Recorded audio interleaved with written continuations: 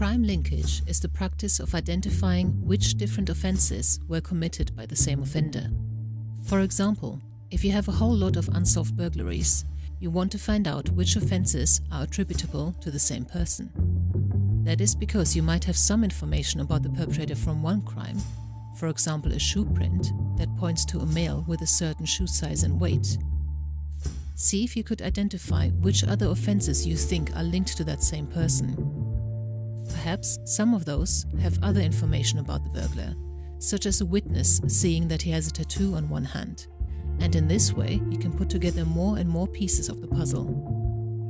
You now have good reasons to believe that the offender who is responsible for this particular series is of a certain gender, weight, has a certain shoe size which might point to his approximate height, and he has a tattoo on one hand.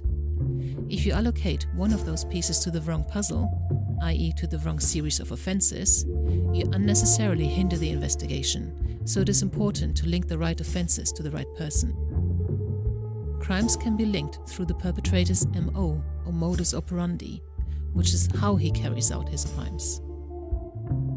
This can refer to the kind of targets he selects and what he does to those targets. For example, Jack the Ripper's MO was to attack prostitutes in London's Whitechapel area in the East End during darkness and to cut their insides. If another prostitute was poisoned to death in a different part of London during the day, that would not be consistent with Jack's MO, and we might therefore regard that as being the crime of another person. People are creatures of habit, and if we find a way of doing something that works, we tend to stick with that way of doing it, as we have learned that it is effective. A skilled burglar who knows how to pick locks is unlikely to kick the door down. He is much more likely to continue picking locks, as that gets him through doors quietly. So we're looking for commonalities in decisions taken by the offender, how and whom he targets, and how and whom he attacks, for example. We also need to take into account progression. A prolific offender might gain at least experience, but perhaps also additional skills during the commission of each crime.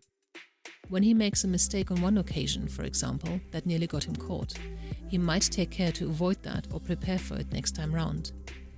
As we are looking for both consistency across time, but also progression, it is important to identify in which order the offences took place. Criminals also tend to become increasingly confident as they continue in their offending without getting caught, so they might be willing to take more and more risks. Of course, the most reliable factor to use when linking crime is forensics, so that when you find an offender's DNA at every burgled property, you can safely assume he has been there. MO is another way of linking crimes, but it is not as reliable as geography, which I will introduce next. Thank you for watching. I hope you found this content useful. You can get access to each episode's transcript with key learning points, timestamps and references if you get yourself onto my mailing list.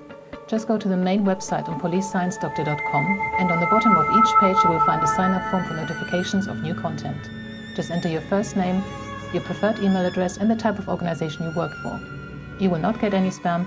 This is just for me to let you know about new content and for you to get access to all the transcripts.